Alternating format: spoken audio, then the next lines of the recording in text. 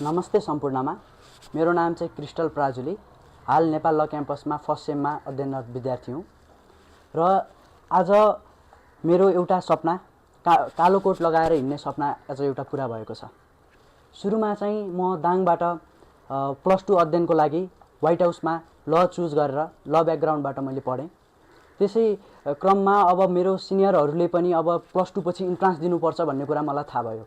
बिस्तारै त्यस सम्बन्धी मलाई क्युरियोसिटी पनि बढ्यो र धेरै हामी कानुन पढ्ने +2 मा कानुन पढ्ने वा +2 पछि कानुन पढ्ने विद्यार्थीहरूको लागि एउटा नेपाल ल क्याम्पस सरकारी क्याम्पस एउटा सपना नै रहेको हुने रहेछ। मेरो लागि पनि त्यसै नै भयो।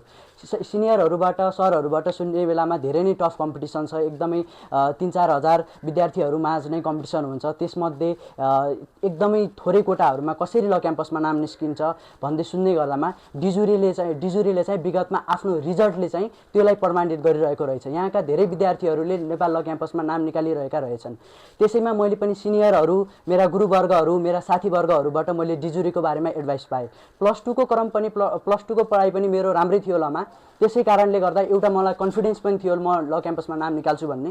साथै थोरै नर्भस पनि थिए किनकि साथीहरू अगाडिका सिनियरहरू दाइहरूले चाहिँ त्यहाँ नाम ननिस्केकाहरू ट्यालेन्ट हुँदाहुँदै पनि आफूले मेहनत गर्दै पनि नाम ननिस्केका धेरै घटनाहरू थिए। त्यसले गर्दा मलाई नर्भस फिल भइरहेको थियो।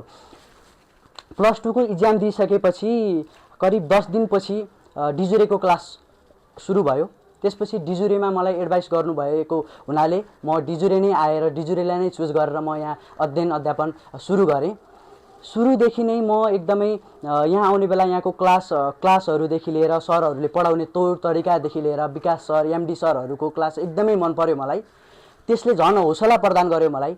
अनि हप्तामा रेगुलर टेस्ट भइरहेको छ। डेली हामीले एमसिक्यूका पेपरहरू सल्भ गर्नको लागि पाइरहेछौँ। त्यसले गर्दा थप मलाई हौसला प्रदान भयो ल क्याम्पसको जर्नीमा।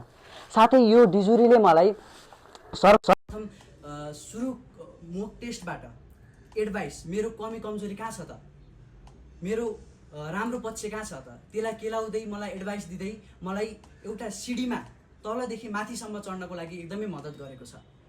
म बेलामा म होस्टेल बसेर अध्ययन गरेको हो। डिजुरीको जर्नीमा ल क्याम्पसको इन्ट्रान्सको बेलामा चाहिँ होस्टेल बसेर पढ्दै गर्दा मैले रेगुलर क्लास आएँ। 3 महिना क्लास सुरु भयो भनेपछि बिदा डिजुरीले नदिँदासम्म कुनै पनि क्लास छोडेन। सकेसम्म 2टा क्लास लिने, नत्र भने आफ्नो टाइममा आफू उपस्थित भएर रेगुलर आफ्नो डिसिप्लिन अनि मेहनत अनि निरन्तरता दिइकन म अहिले नेपाल ल क्याम्पसमा नाम निकाल्न सफल भएको छु।